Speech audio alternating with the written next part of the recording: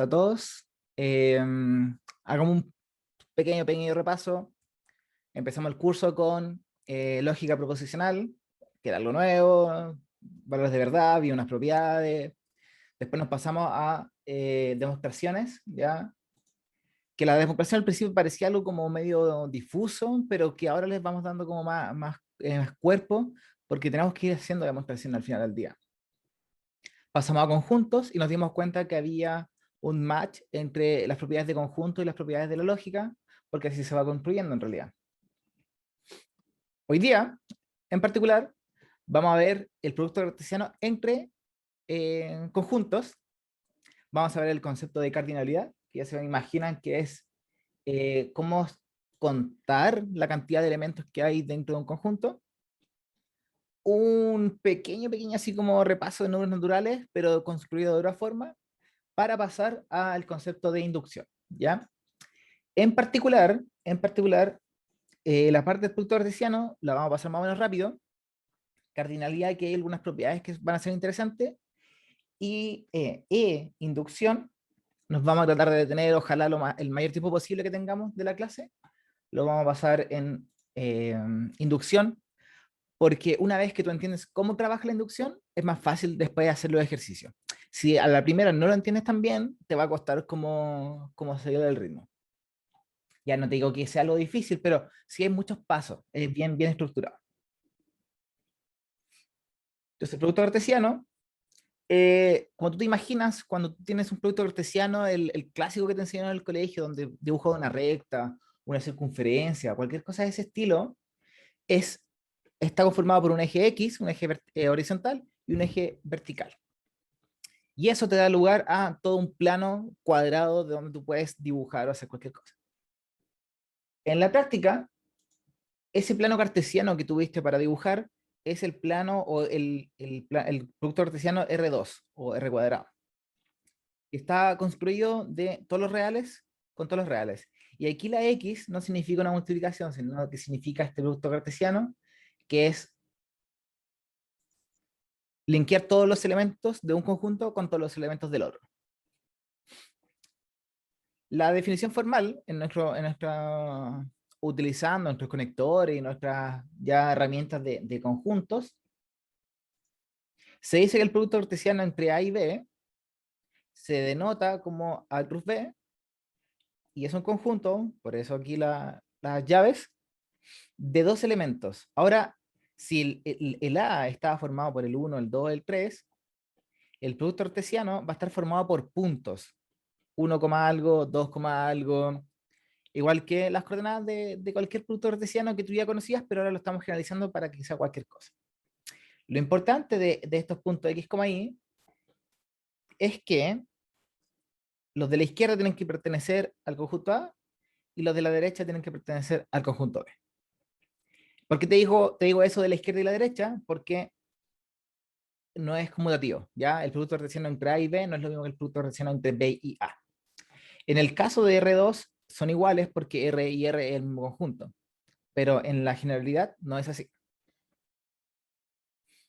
Un ejemplo muy chiquitito, ¿ya? Si tienes A y B, tal que A es 1, 2, 3 y B sea eh, A y B, tú puedes escribir el producto cartesiano de eso. Ya hagámoslo. A ver, dame un segundo para copiar eso.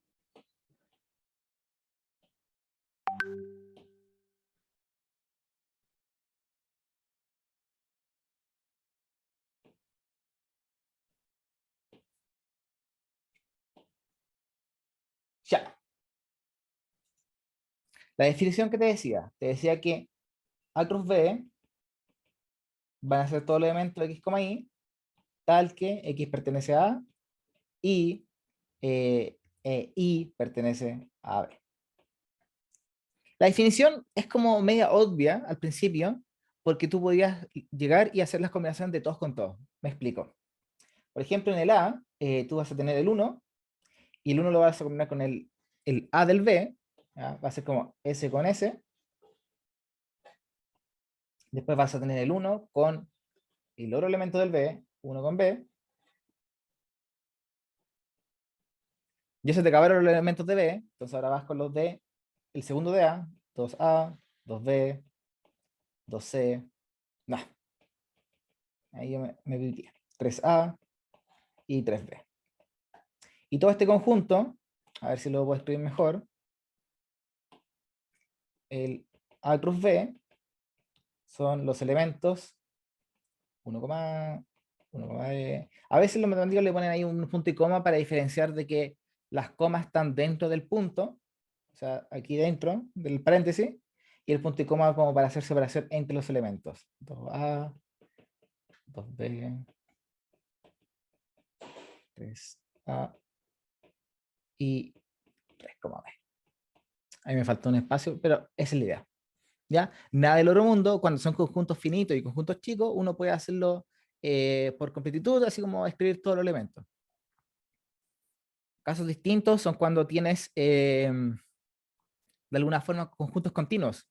Ya recuerden que esto, el 1,0, cuando tienes el corchete, significa todos los números reales que están entre 0 y 1, tal que el 0 está contenido y el 1 también está contenido. Entonces, ¿cómo serían, gráficamente, cómo sería eso? Tú te imaginas que tienes el conjunto, el plano cartesiano, ¿cierto? Digámoslo así, el plano X, el plano B, digo el plano Y, y en el eje X, como es el que está a la izquierda, el A, vas a tener algo de este estilo. Del 0 al 1, todos estos elementos que están acá van a pertenecer a A. En cambio, todos los elementos que están acá, del 0 al 1, van a pertenecer a B.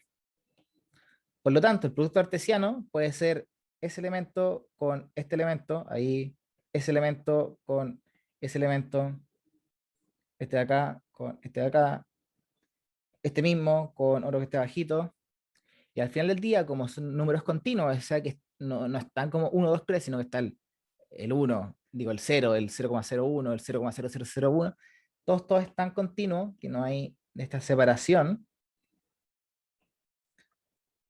Tu producto artesiano entre 0,1 y 0,1 es todo este espacio. ¿Ok? Ese punto de ahí sería el 1,1. Otra cosa interesante que vas a ver varias veces como en las notaciones es que si no hubieran tan contenidos, yo hubiera puesto aquí los bordes, rayos, disculpen, como línea punteada, ya como para hacer notación de que estoy llegando a esos elementos, pero no tomo el 1. Si esto hubiera sido así, en lugar de 0,1, hubiera puesto ahí, así, abierto.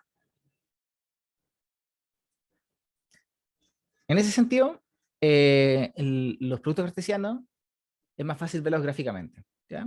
Analíticamente tendríamos que haber puesto la definición, nada del otro mundo, pero eso quiero dejarlo en la cabeza, de que pasas de elementos que son como singletons, así como el elemento, el número, el 1, el 2, el 3, el A al B, a cuando creas el producto cartesiano, son puntos. ¿Ya? Eso tienes que tenerlo súper, súper claro. Ya después para ir terminando, por ejemplo, el ejemplo B de acá, cuando el A es el 0,1 y el B son todos los reales, te va a quedar un poco distinto. Te va a quedar como así, fíjate.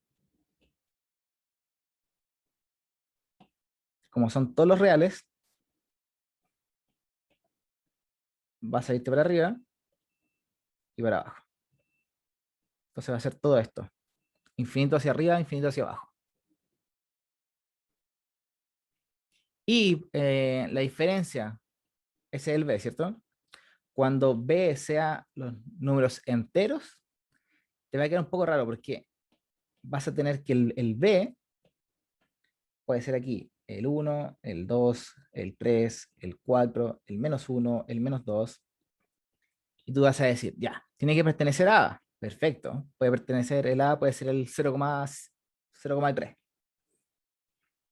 Y el B puede ser el 1, el 2, el 3, el 4, todos esos puntos, ¿cierto? Después tú podrías tener aquí el 0,7. Y también va a estar el 1, el 2, el 3, el 4. Y todos los elementos que estén en esta recta, ¿cierto? Van a tener su correspondiente, su producto cartesiano, con los elementos de B, que son los enteros. O sea que, ¿cómo te va a quedar?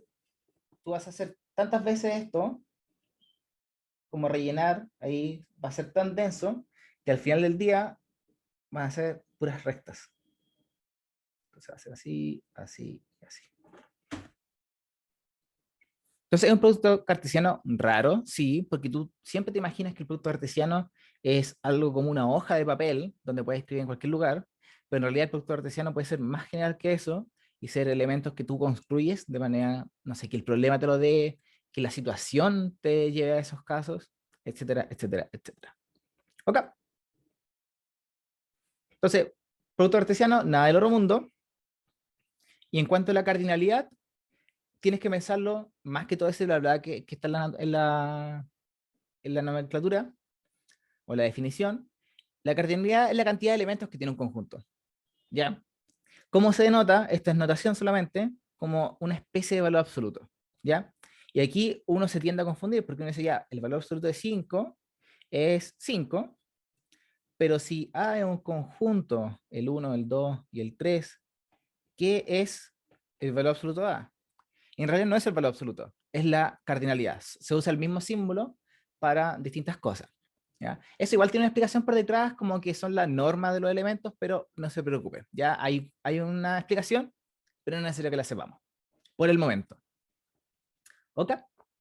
Eh, y aquí viene algo interesante. Si no existe un número natural, ya porque la cardinal siempre tiene que ser un número natural, si no existe un número natural que corresponda al número de elementos, bla, bla, bla, o sea, si no puedes contar los elementos de A, se dice que ese conjunto tiene infinitos elementos. Y si tiene infinitos elementos, es un producto que es, digo, es como un conjunto, por ejemplo, los reales. ¿Por qué los reales son infinitos? Porque tú puedes decir, ya, el 0 y el 1 es un elemento. Ah, pero está el 0, está el 1 y está el 0,5. Son tres elementos. No, está el 0, el 0,5, el 0,75 y el 1. Y así puedes estar haciendo infinitamente, entonces nunca vas a poder contar todos los elementos que hay en R. Porque incluso si dijera ya, existen 824.000 millones de quintillones de elementos, siempre vas a poder encontrar, aunque sea muy chica la diferencia, un elemento entre medio. Entonces, no vas a terminar nunca. En cambio, cuando son elementos finitos, por ejemplo, ABC, son tres elementos, entonces la cardinalidad es 3. Si A está vacío, entonces su cardinalidad es 0.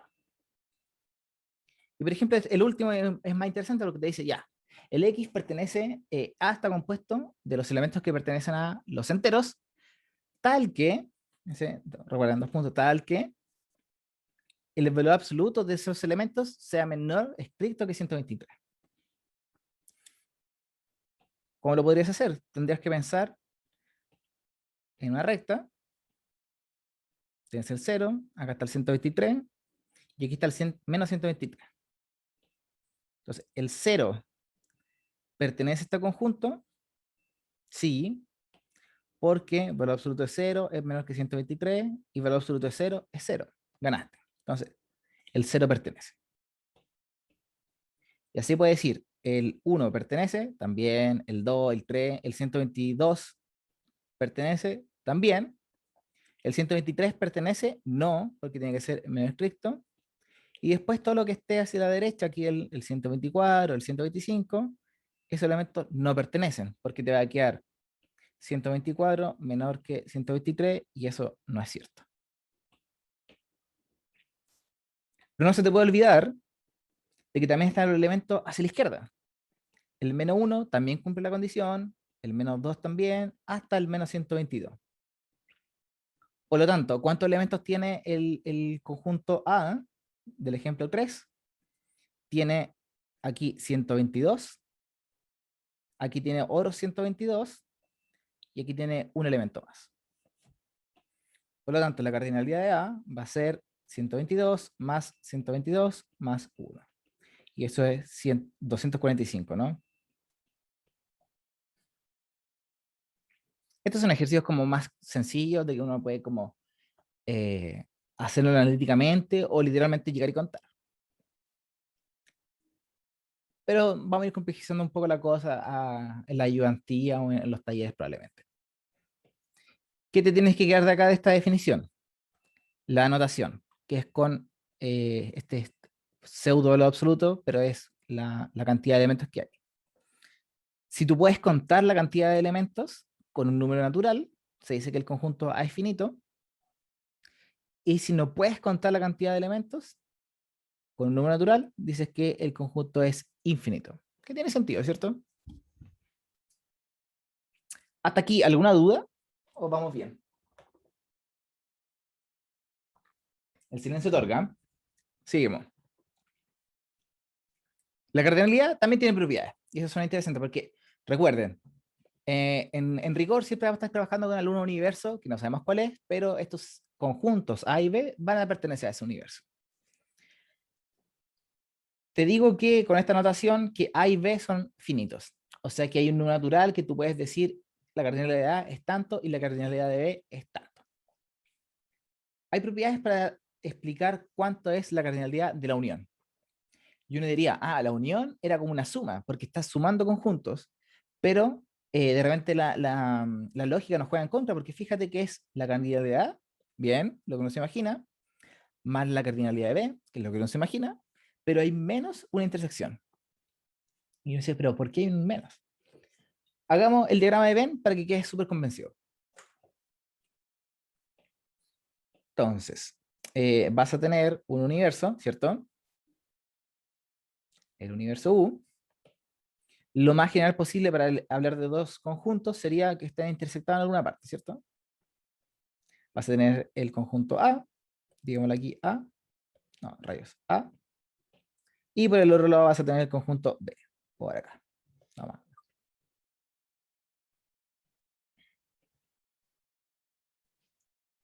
Entonces, si estos conjuntos tuvieran elementos, digamos, una acá, una acá, una acá, una acá, una acá, una acá,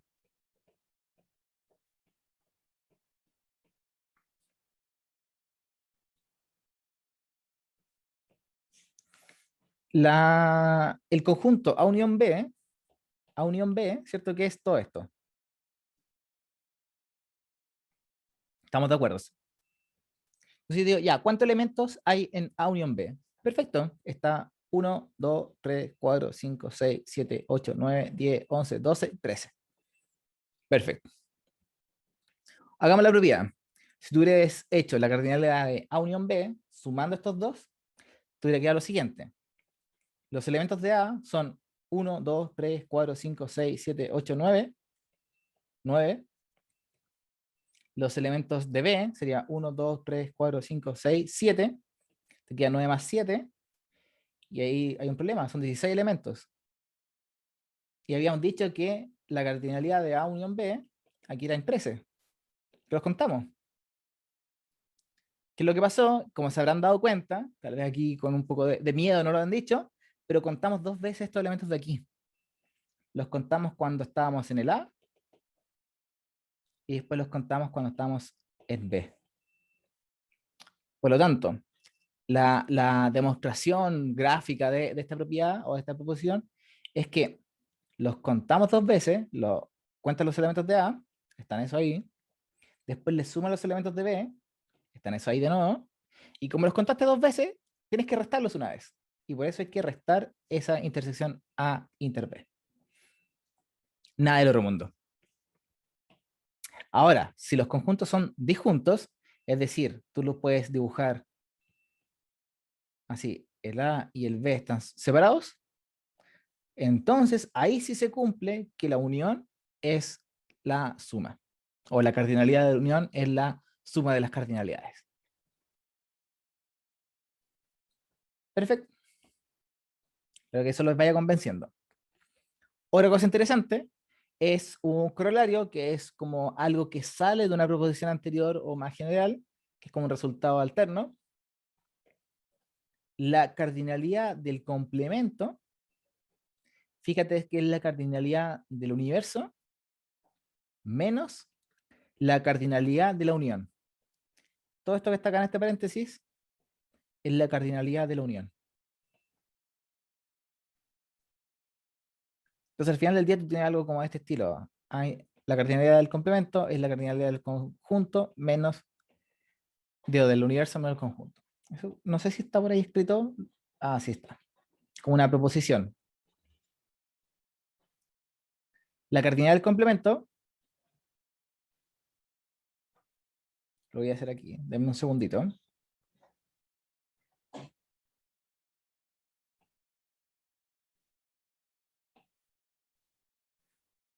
Si estamos en el U y acá está A,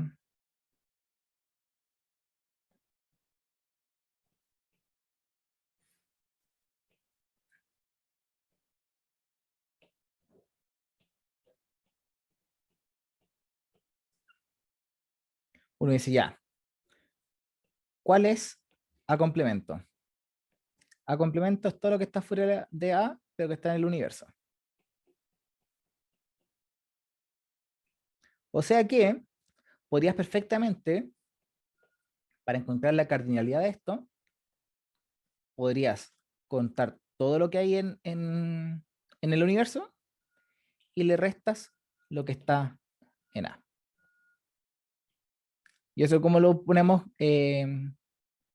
con nomenclatura matemática, por darle un ejemplo, es la cardinalidad del complemento, es la cardinalidad del universo, menos la cardinalidad del conjunto. ¿Eso cuándo te sirve? Cuando tú sabes de antemano cuál es la cardinalidad del conjunto y la cardinalidad del U, del universo. Estos al final son como ecuaciones, porque si te piden la cardinalidad del complemento, podrías tener los otros dos elementos, pero si necesitas la cardinalidad del universo, podrían darte la cardinalidad del conjunto y del complemento, y así uno va como jugando con esas cosas.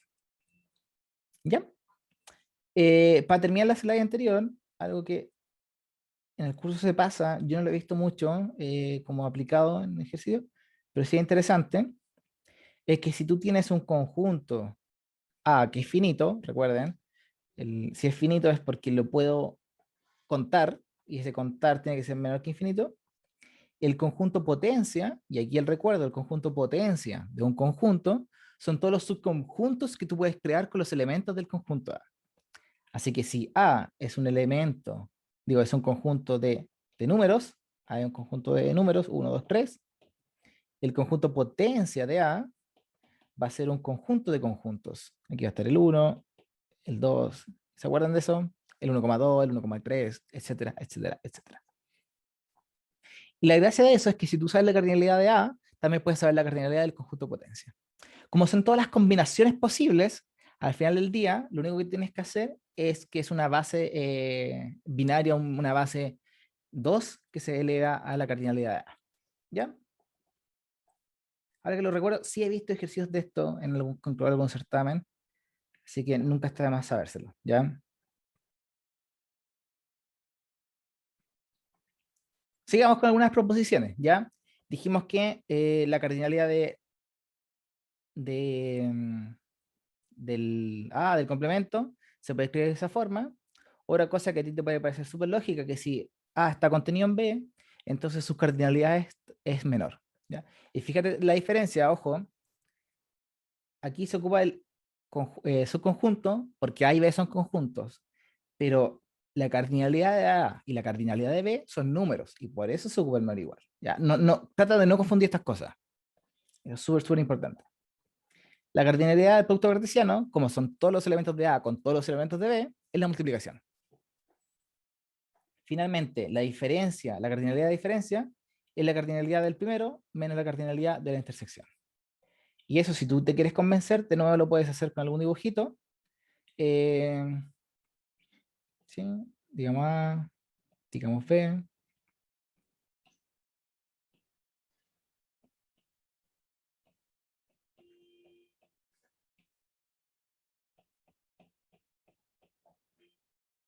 Digamos que este A, este es B. Entonces, ¿cuál va a ser el A menos B? A menos B, si te acuerdas bien, es todo lo que está en A, pero que no está en B. O sea que es esto. Como esa galleta, ese Pac-Man. O sea, cuenta los elementos de A, cuento 1, cuento 2, 3, 4, 5, 6, y ahora le resto la intersección, que es solamente eso. Le resto esos dos. Sí, natural, lo que uno se espera, pero es fácil cuando te lo van explicando también. ¿Hasta ahí alguna pregunta con los conjuntos, las proposiciones, cosas de ese estilo? ¿No? Ya. Alonso, Dime, hay una propiedad que no, como que no entendí. Una que cuéntame, estaba ¿cuál de bajita. todas es? No sé si puedes retroceder. Sí, obvio. Mira, esa ¿Más es atrás? la proposición final, esa. Ah, ya. Hagamos un ejemplo. ¿Te tinca? Mira. Copiemos esto. Déjame copiarlo.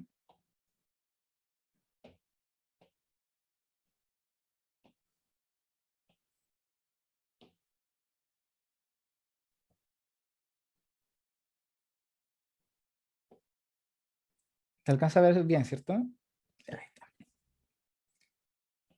Esto no es una forma de mostrar, pero sí es una forma de convencerte. ¿Ya?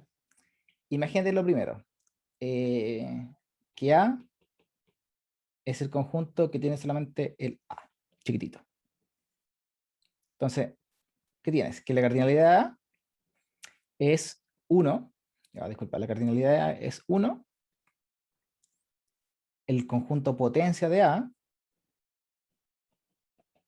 sería el conjunto vacío y el conjunto A, ¿cierto? Claro, ¿Y cuál sería la cardinalidad del conjunto potencia? Son dos elementos. Está el conjunto vacío y el conjunto A. Y fíjate que justamente 2 es 2 elevado a 1, que es la cardinalidad de A de acá. Ya, suerte, ¿cierto? Pensemos en que A está compuesto de A y B. Misma idea. Dame un segundo.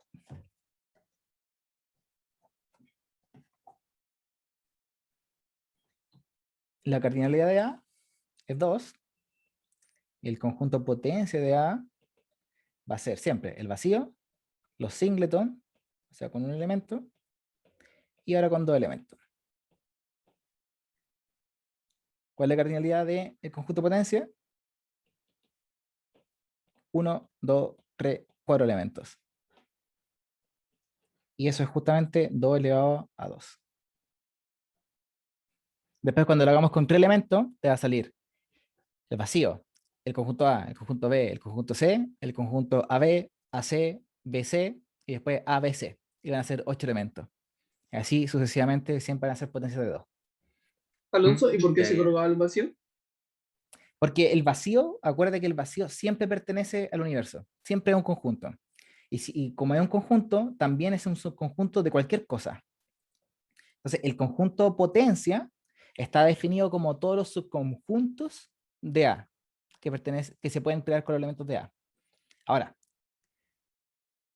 el vacío, igual uno diría, pero el vacío no pertenece a A, pero igual está en el universo. Entonces, la definición de por sí te obliga a de que siempre tienes que poner el vacío. Es más que nada como para rellenar ese gap entre el todo y el nada. Me salió filosófico. Pero esa es la idea. Ya siempre en el conjunto potencia tienes que tener el conjunto vacío, el mismo conjunto. Fíjate que este A es lo mismo que el A y este AB el mismo que está acá. Y eso te hace calzar toda la matemática por detrás. ¿Sí? ¿No? ¿No los convencí? ¿Lo enredé más? No, No, no, se está convenció. bien. Bacán. No, no, Súper. lo Chicos, lo entendí, lo que sí les voy a entendí. pedir. Disculpa, ¿Alan está hablando? No, no, sigue, sigue, sigue. Ya.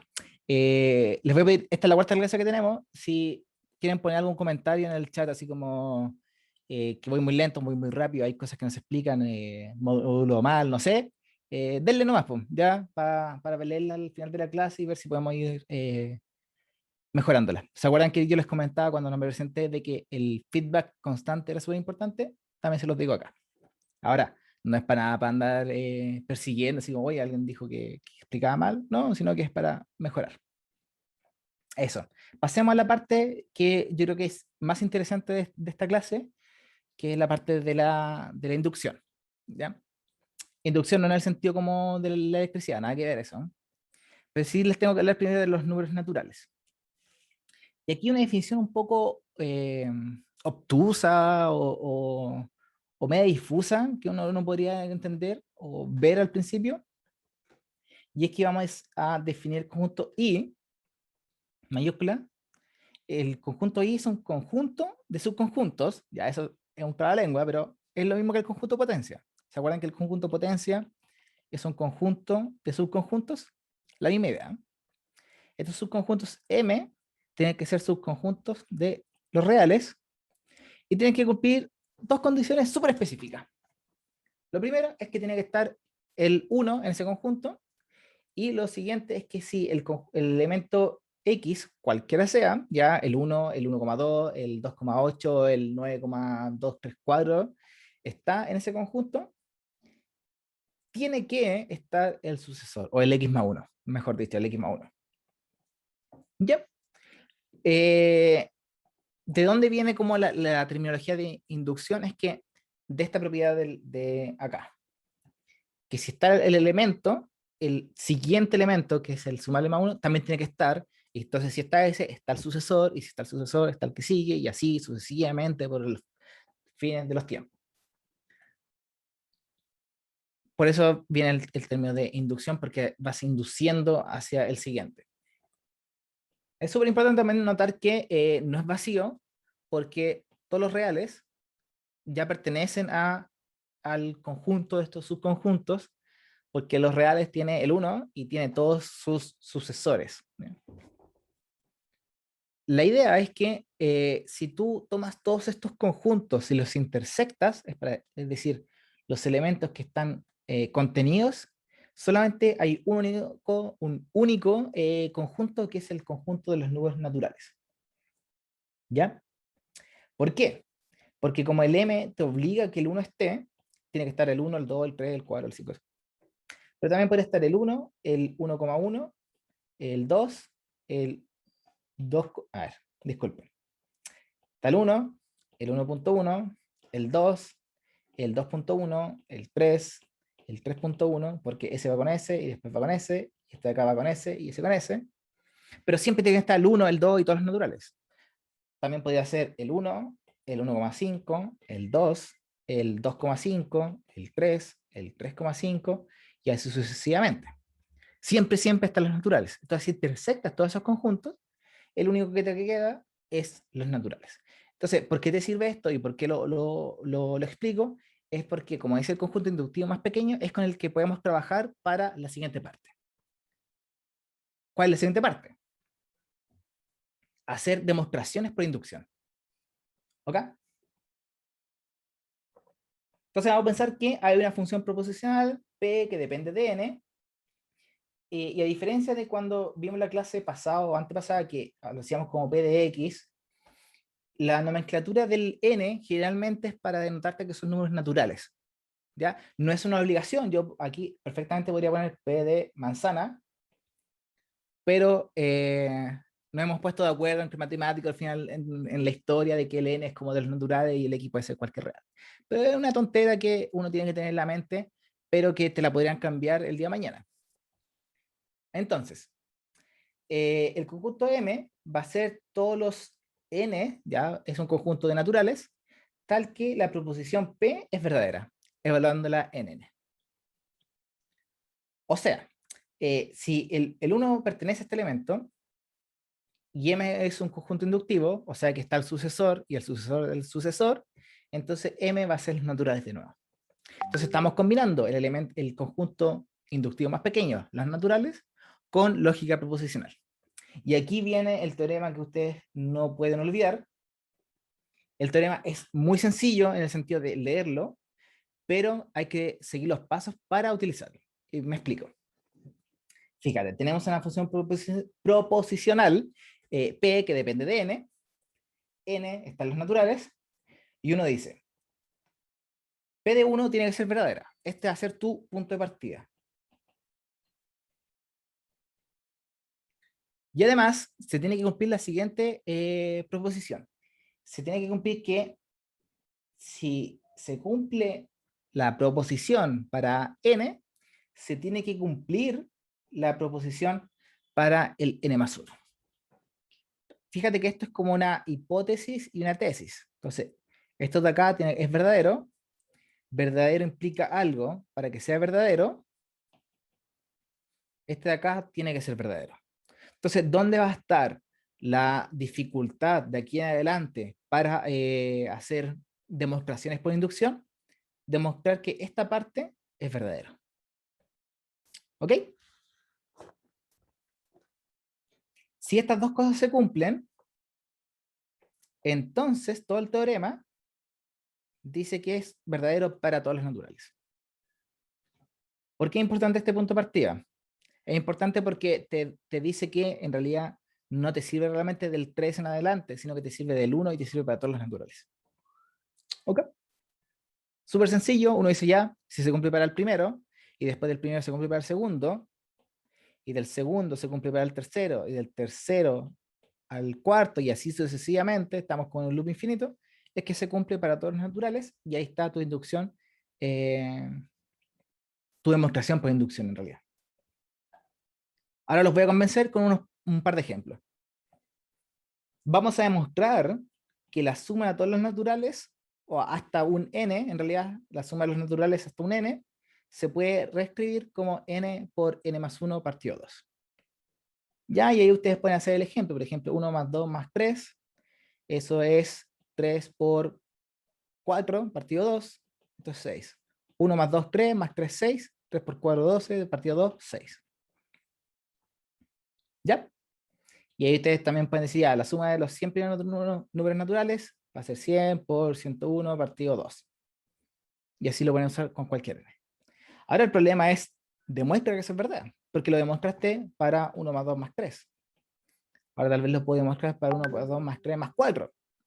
Pero no voy a estar toda la vida haciendo esa suma, sino que tengo que generalizarla y demostrarla. Entonces, cuando tú quieres hacer una demostración por inducción, primer paso, recuerda, me va a doler un poquito.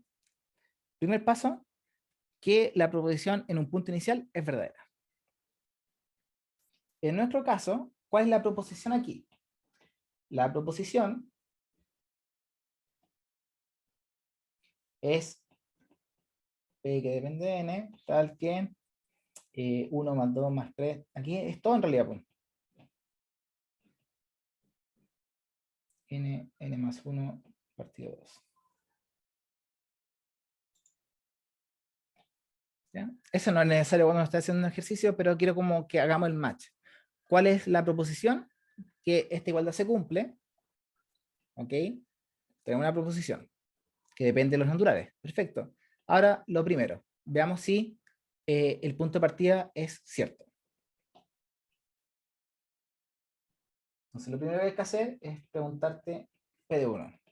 P de 1 va a ser 1. Y hasta ahí nada más llego. 1 va a ser igual a, aquí tu n va a ser 1. 1, disculpen. 1 por 1 más 1, partido 2. Y esto de aquí de abajito te va a quedar 1 por 2, partido 2, es 1. Y tú te preguntas, ¿1 es igual a 1? Sí, entonces el punto de partida es verdadero. Hicimos esto. Ahora hay que mostrar esta parte de aquí. ¿Y cómo se muestra esa parte de ahí? Uno tiene que tener un punto de, generalizarlo. Tiene que asumir que lo de la izquierda es verdadero. Vamos a asumir que esto es verdadero para un n en particular. Y después vamos a demostrar que se cumple para todos. ¿Ya? Aquí hay hay como dos escuelas. Yo en particular me gusta decir, ya, voy a generalizar, entonces voy a ocupar un contador distinto para que al final del día demostremos que se cumple lo siguiente. Y hay gente que le gusta utilizar el mismo contador, el mismo n. Vamos a tratar de hacerlo de las dos formas, ¿ya? Para ver cuál les resulta más cómodo a cada uno de ustedes. ¿Ya? Esto es más que nada como comodidad. Entonces yo voy a decir, mi hipótesis sea K que pertenece a los naturales, tal que 1 más 2 más 3 más K es igual a K más 1 partido 2. Yo voy a asumir que esto es cierto. Y mi tesis, o sea, por demostrar, porque esto es lo que voy a demostrar, va a ser que 1 más 2 más 3 más K más 1, o sea, el siguiente elemento, va a ser igual a K más 1, K más 1 partido 2. Entonces, puede que te parezca raro, pero fíjate. Estoy asumiendo esto, que es la proposición, esto es P de K. Y todo esto es P de K más 1. Entonces, lo único que hice fue donde había una N, la reemplacé por K más 1. N, K más 1, N, K más 1. Entonces, yo lo voy a poner aquí en un cuadrito rojo, porque esto es lo que tú tienes que llegar. Tú todavía no puedes asumir que es cierto. Eso todavía es súper, súper importante. No puedes, lo voy a escribir incluso, asumir que es cierto. Aún. Porque tienes que demostrarlo. Ya es una especie de demostración directa, pero contenida dentro de una inducción. Hasta aquí, ¿vamos bien? Porque el siguiente paso es el que lo sorprenderá. ¿Cómo lo hago? Ya. Entonces, vamos a hacer lo siguiente. Del lado izquierdo, vamos a llegar al lado derecho. Pero sin asumir que es cierto todavía, sino que lo vamos a hacer matemáticamente. Entonces el lado izquierdo, si te acuerdas, es 1 más 2 más 3, bla, bla, bla, bla, más K más 1. Y aquí lo voy a poner en paréntesis. Pero hay algo que yo te oculté, porque en realidad antes del K más 1 viene el K. Entonces esto en realidad tú lo puedes escribir como bla, bla, bla, más K más 1. ¿Cierto? Si yo te digo que el n es 5, va a ser 1 más 2 más 3 más 4 más 5. Si te digo que el n es 100, uno va a escribir 1 más 2 más 3, bla, bla, bla, bla, hasta el 100. Pues en realidad tú también puedes escribir hasta el 99 más el 100. ¿Y por qué eso es importantísimo? Porque el 1 más 2 más 3 hasta el k es lo mismo que yo tengo aquí en mi hipótesis. Y yo asumí que eso era cierto. Esa es parte de la inducción, asumir que es cierto para un k en particular. Entonces, cuando tú tomes esta parte de aquí, pongámosle en un paréntesis, te va a quedar esto de acá. Te va a quedar k por k más 1, partido 2, y este k más 1 del final quedó solito. Porque esta está acá, y todo esto, por tu hipótesis, es eso. Y fíjate que ya estamos acercándonos a que esto sea igual a esto de acá arriba. ¿Qué es lo que tienes que hacer? Tienes que hacer suma de fracciones. Y en particular, cuando tienes que aquí esto está partido por 1, multiplicas por 2, ¿sí? Denme un segundo, voy a tratar de achicar un poquito esto. Resize.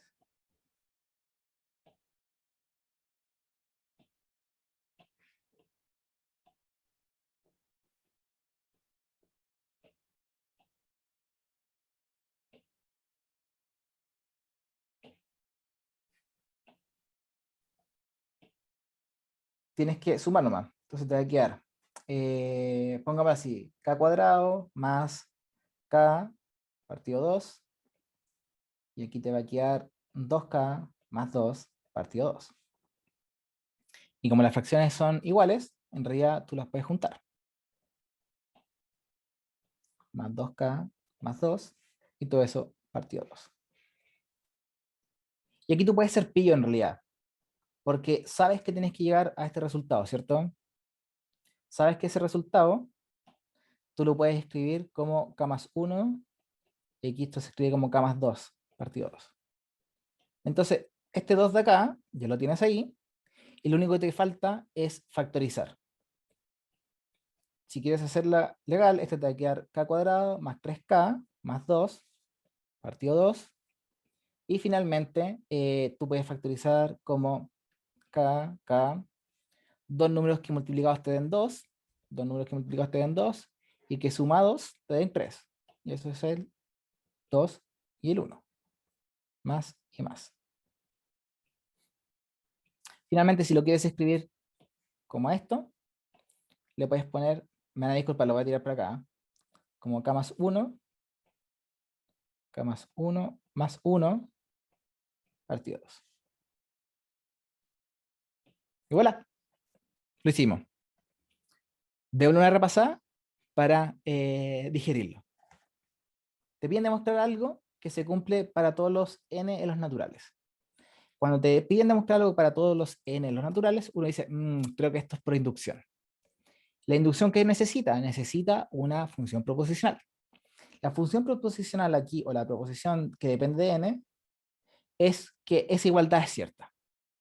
Entonces, yo la reescribí solamente por reescribirla. La inducción te pide que exista un punto de partida, que ese punto de partida sea cierto. El punto de partida tiene que ser con p igual 1. Reemplazas el 1 acá, y hacer 1 más 2 más 3 hasta 1, en realidad es solamente sumar el 1. Te queda eso. Reemplazas la parte de la derecha, 1 por 2 partido 2 es 1. Y te das cuenta que 1 es igual a 1, o sea que es verdadero. Perfecto. Siguiente paso. Tienes que tomar como una hipótesis que se cumple para un n y demostrar que se cumple para un n más 1. O sea que esta es tu tesis. Eso es lo que tú tienes que demostrar. Yo, para no confundirte, o tal vez para confundirte más, digo que existe un K que pertenece a los n tal que se cumple esto. Tomo un número general, cualquiera sea. No sé cuál es, pero voy a asumir que se cumple. Que se cumple P de K.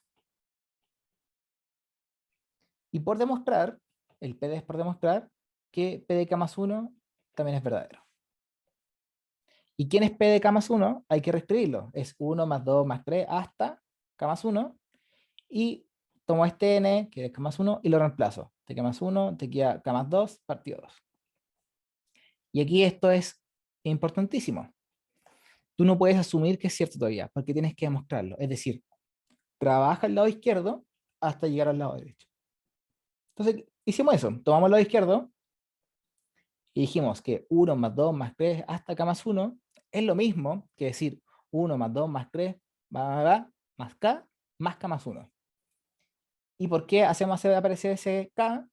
Porque de la hipótesis que tú definiste que era cierta, dijiste que 1 más 2 más 3 hasta acá se puede escribir como K por K más 1 partido 2. O sea que este paréntesis es esto. Y el K más 1 no hay nada que hacer todavía. Pero como tú sabes que tienes que llegar a una sola fracción, que es esto de acá, vas a juntarlas. Y después hacer la factorización para llegar a el mismo resultado.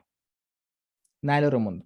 Te fijas que no hicimos magia, no hicimos el sentido de que asumimos que esto era verdadero, sino que llegamos a que era verdadero. Y eso es lo que yo les quiero dejar aquí en la cabeza con la clase de inducción. ¿Preguntas con este ejercicio? ¿O hacemos otro para como dejarlo más claro? Otro. Yo tengo una duda. Si es Cuéntame. que la hipótesis que nosotros asumimos que es verdadera fuese falsa, ¿el resultado de la tesis también daría falso? Es que la gracia de la inducción es que, a ver, fíjate que te dicen demuestra, ¿cierto? Sí. Entonces el ejercicio ya está como Ah, papeado para que se te sea sabe verdadero. que... Ah, Exacto. Si te dijeran como, dime si es verdad o es falso, ahí estáis jodido. Tenéis que hacer otra forma. Podrías hacerlo por inducción, pero podrías llegar a alguna contradicción.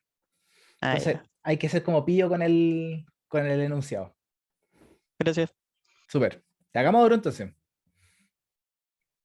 vamos a demostrar que 2 más 5 más 8 hasta el 3n más menos 1 es lo mismo que n por 3n más 1 partido 2.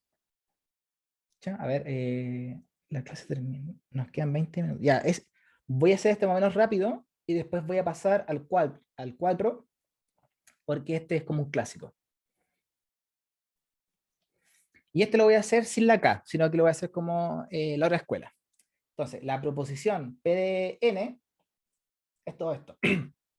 Disculpen. Este de acá es P sub P que depende de N. Qué horrible, pero se entiende, ¿cierto? Primer paso. Veamos si P de 1 es cierto. Va a ser 3 por 1 menos 1 igual a 1 por 3 por 1 más 1 partido 2. ¿Y esto qué significa? Que 3 por 1 menos 1 es 2, que en realidad es el primer término que tenemos ahí. Y el lado derecho te va a quedar 3 por 1, te va a quedar 1 por 3 por 1, 3 más por 4 partido 2, y eso es 2. Entonces, es verdadero el punto de partida.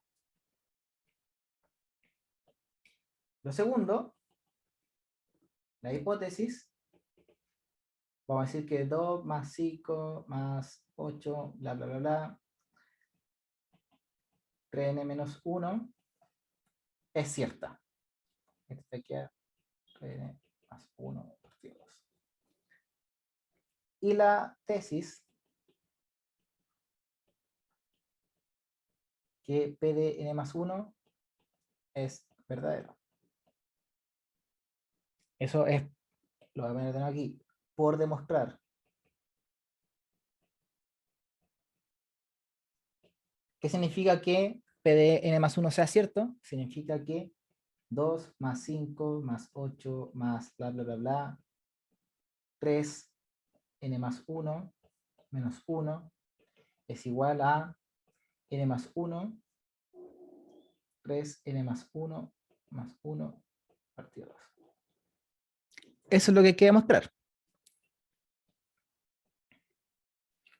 Entonces, de nuevo, el ejercicio es, partimos con la parte de la izquierda para llegar a la parte de la derecha. Ahora, pongo así. Ahora. 2 más 5 más 8. Y aquí vamos a usar de nuevo el mismo truco. Vamos a usar el truco que el elemento anterior al 3n menos, más 1 menos 1 es el 3n menos 1 más el 3n, y aquí pongamos al tiro, más 3 más 2. Vamos bien, ¿cierto? Lo siguiente es recordar que todo esto, como asumimos que era cierto, lo podemos reemplazar. Pongámosle aquí un igual. Te va a quedar n, 3n más 1, partido 2, más 3n más 2, partido 1, pero lo vamos a amplificar por 2 y por 2. Esto es igual a, y aquí podemos empezar a abrir el paréntesis. Te queda 3n cuadrado más n más 6n más 4, partido 2,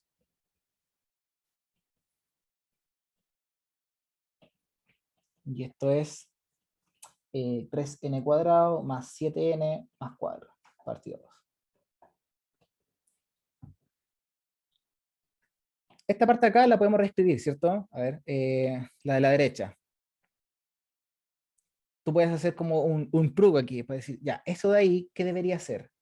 Eso de ahí debería ser n más 1, y aquí va a ser 3 por n más 3 más 4, va a ser 3n más 4, partido 2. Y uno como que ya sabe que esa es la factorización que tiene que hacer, entonces no tienes que hacer toda la lata de cuando tienes una factorización de binomios y amplificas por 3 acá abajito, no sé si se acuerdan de eso, amplificas por 3 y después haces la factorización, bla, bla, bla, bla. No. Sé un poco más pillo y tú sabes que tienes que llegar a esto, a n más 1 3n más 4, partido 2. Y lo único que tienes que hacer es verificarlo. Fíjate, n por 3n, 3n cuadrado. N por 4, 4n. 1 por 3n, 3n. Te va a quedar 4n más 3n, 7n. Y 1 por 4, 4. Ah, entonces estaba bien la factorización. Y finalmente, si tú lo quieres escribir más bonito incluso, te va a quedar n más 1. Y aquí lo puedes escribir como 3n más 1. Me van a disculpar por el espacio, pero se entiende, ¿cierto? Entonces llegamos que esto es exactamente eso. O sea, partimos del lado izquierdo, y llegamos al lado derecho solamente utilizando lo que habíamos asumido que era cierto, que es la hipótesis. No hicimos ninguna magia, solamente utilizamos nuestra rigurosidad matemática.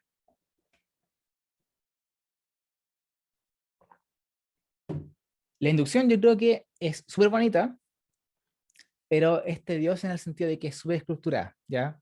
No te da como tanta libertad de hacer cosas nuevas, sino que es la forma de utilizarla. ¿Cuál es la diferencia con la escuela anterior?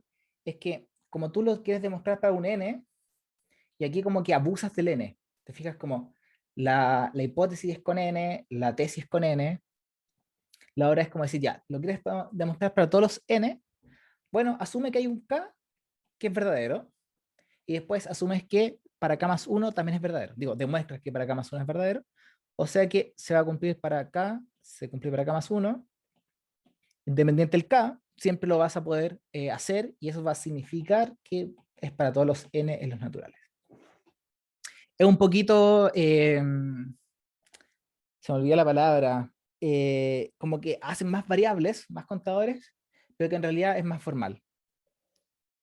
Vas a ver de los dos tipos de pautas en los libros o en las guías, así que como que acostúmbrate a ambas, ¿ya? A mí me gusta esta, la primera, porque la encuentro más formal, pero también siento que esta es menos escribir cosas, ya como que no tenéis que hacer una cada nueva y como que no te confundes tanto. Así que eso es a decisión de usted.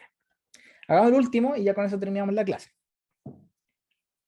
Fíjate el siguiente, es que demostrar que 2n menos, 5e a la n menos 2 a la n siempre es divisible por 3, siempre y cuando n sea natural.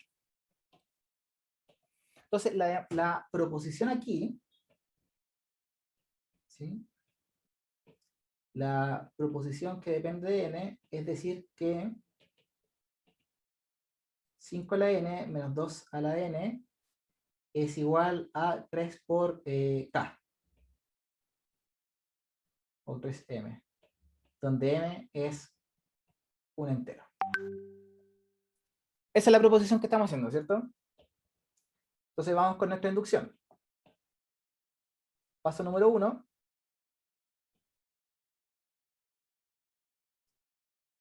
Paso número 1. Veamos si P de 1 es cierto. Y P de 1 es 5 elevado a 1 menos 2 elevado a 1 igual a 3. Digo, eso es igual a 5 menos 2 es igual a 3. Y 3 se puede escribir como 3 por 1.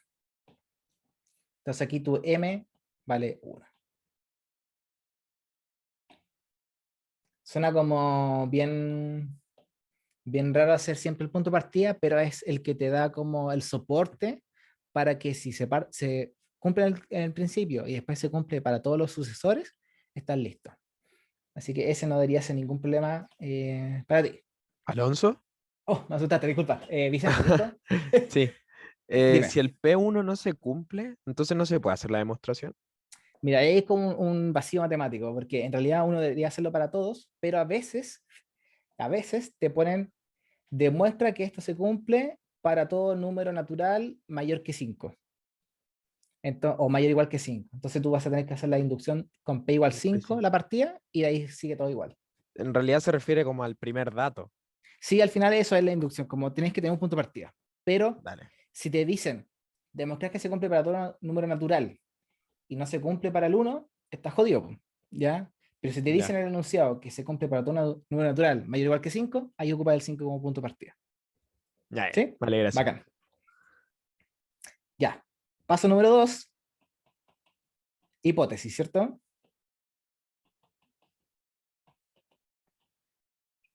Ya lo voy a hacer como me gusta, sea acá, que pertenece a los naturales, tal que, también van a ver ese, no sé si les comenté, el TQ, tal que PK es verdadero. Es decir,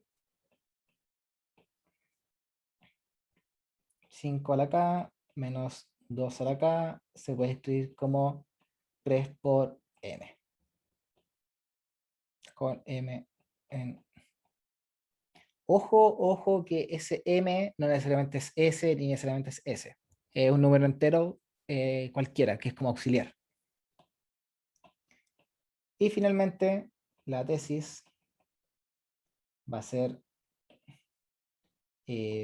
tesis PDK más 1 es verdadero. O sea que debemos demostrar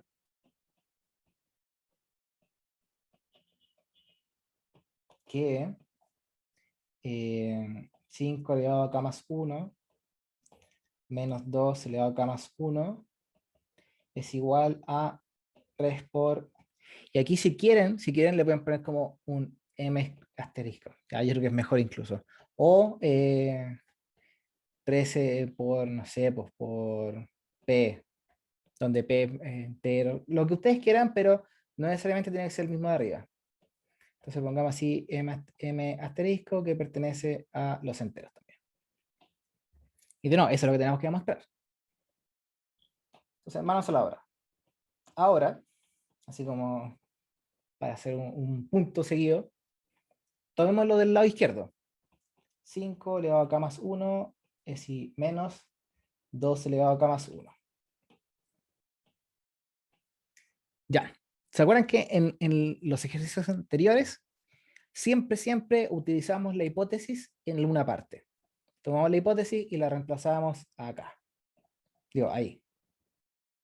Pero tomamos la hipótesis, la reemplazamos ahí y teníamos algo mucho mejor. El problema es que aquí no tienes como esa sucesión de sumas y puedes como tomar la primera parte y después sumar fracciones. La hipótesis está por algo y es porque hay que utilizarla para llegar a la tesis. Eso es súper importante. Entonces, si yo te digo que hay que utilizarla, es porque hay que hacerla aparecer. ¿Cómo la vamos a hacer aparecer aquí? Y aquí los trucos son más o menos estándar. ¿Ya? Fíjate que te piden que sea múltiplo de 3. Entonces tú tienes que hacer aparecer un 3 extra. Y eso hay para todos los gustos. Por ejemplo, yo digo, el 5 se puede escribir como 2 por 3. Y ese 3 es el que va a estar como auxiliar. Y el 2 lo voy a poder factorizar con este otro 2. Entonces, qué raro, ¿cierto? Pero es un truco más o menos estándar que yo creo que a nadie se le ocurre por primera vez hasta que dé un ejercicio, una pauta. Así súper honesto. Así que hay que aprender a hacerlo. ¿Cuál es la idea? Que el 5 elevado a k más 1 tú lo puedes escribir como 5 por 5 elevado a k. Porque aquí hay un 1 oculto, ¿cierto? ¿Y por qué lo hago de esa forma?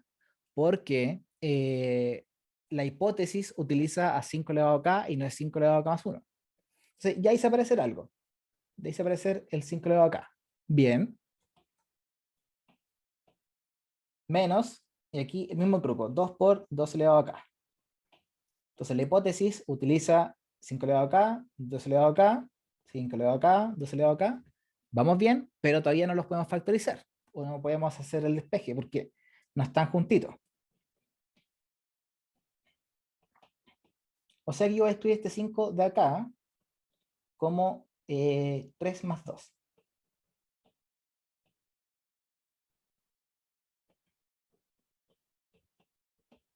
Este paso, por favor, véanlo bien. Ese 5 de ahí lo escribí como 3 más 2. ¿Y por qué yo sé que tengo que descomponer ese y no otro y no hacerlo como 4 más 1 o 6 menos 1? es porque aquí tengo que también hacer aparecer un 3, que es múltiplo de 3. Entonces está ese 3. Y justo, qué coincidencia, apareció un 2 y aquí hay un 2. Entonces, siguiente paso, vamos a distribuir ese paréntesis. Te va a quedar 3 por 5 a la k, más 2 por 5 a la k, menos 2 por 2 a la k. Este 3 por 5 a la k lo vamos a dejar ahí nomás, porque ahora podemos factorizar lo que está a nuestra derecha. Te queda 2, 5 a la k, menos 2 a la k. Y magia, ¿qué apareció ahí? La hipótesis. Y en realidad no es magia, parece magia, pero es porque uno lo construyó de esa forma. Entonces te va a quedar 3 por 5 a la k, más 2 por, y aquí viene lo interesante, 3m. Por la hipótesis.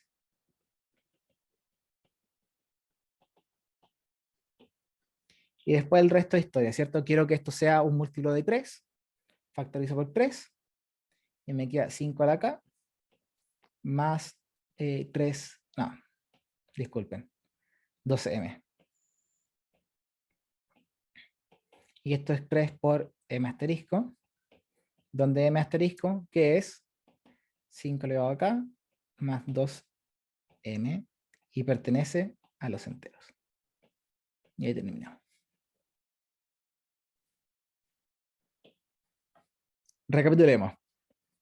¿Cuál es la proposición? Esa. Punto de partida, perfecto.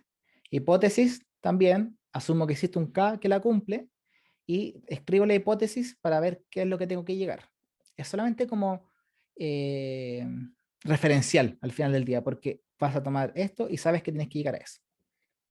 Tomamos esto, ahí, parte izquierda, y le empezamos a trabajar. Yo sé que la hipótesis utiliza 5 a la K y 2 a la K, entonces la hago aparecer. 2 a la K, 5 a la K. Sé que tiene que ser un múltiplo de 3, entonces algunos de estos que quedaron aquí sobrando los tengo que descomponer por 3 más algo, 3 menos algo, cosa después poder hacer más factorizaciones para que aparezca la hipótesis. Eso es como tu objetivo aquí. El 5 me pareció que era el 3 más 2, porque aquí también hay un 2. Tomamos este 3, lo multiplicamos por ese 5 a la K, 2 por el 5 a la K, y te queda eso. Este 3 a la 5 a la K lo vamos a dejar por un lado, porque ya está el 3 que me va a servir para escribir esta parte, 3 por algo. Como aquí hay un 2 y un 2, factorizo, ¿cierto? Y te queda 5 a la K menos 2 a la K. Y ahí apareció la hipótesis, que es 3 a la M. Ese M es un número natural, digo un número entero, no tengo idea cuál es, pero existe. Finalmente, vuelvo a factorizar por 3, porque quiero decir que este número es divisible por 3. Y todo lo que me quedo 3 por algo. Y ese algo, 5 a la K, es entero. 2 por M es entero. Y la suma de enteros es entero. Entonces ese es un entero. Voilà. Eso, chicos. Espero que les haya gustado la clase. A mí me entretiene harta inducción. Al principio como que parece medio raro. Como les digo, tiene hartas reglas. Pero uno que le va agarrando la mano, como que la diversión está en utilizar tus herramientas para de alguna forma hacer esta magia que parece magia, pero no es magia. Chicos, no sé si tienen alguna duda, algún comentario, algo que no les haya gustado, como siempre. Alonso, ¿Sí? no sé si leyó lo del chat de que había un Lo acabo de compañero que no leer. se podría conectar. Sí, no importa, no importa. Digo, yo no estoy grabando. Oh, chicos, disculpen. No estoy grabando las clases, pero ustedes saben que están las clases grabadas en el aula y las pueden ver ahí. Y si algo no les quedó tan claro, si llegaron tarde, el horario de consulta siempre está disponible para que me pregunten cosas más específicas, si es que quieren. ¿Ya? Me disculpen, no había visto el chat, pero estaba embolado con la clase. Eso, justo al tiempo, no sé si hay otra duda de verdad. Alonso, Si ¿te no, puedes volver a ¿a la la anterior? diapositiva anterior, por favor? Ahí está.